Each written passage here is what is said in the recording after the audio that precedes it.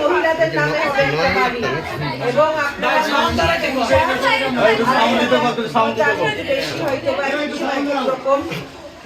একটা ভাতা পাবেন।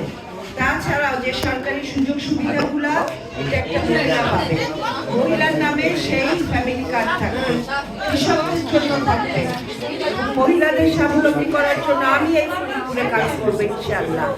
এটা আমার নিজ উদ্যোগে, এই সেলাই প্রশিক্ষণ আমি নিজ উদ্যোগে করছি, বুঝছেন? আপনারা যেন সেলাই ফোড়াই করে একটু স্বাবলম্বী হন।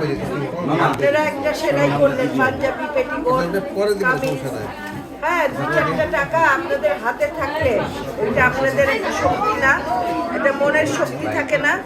হ্যাঁ, এই জন্যই আমি এগুলো করতেছি ইনশাল্লাহ। আপনাদের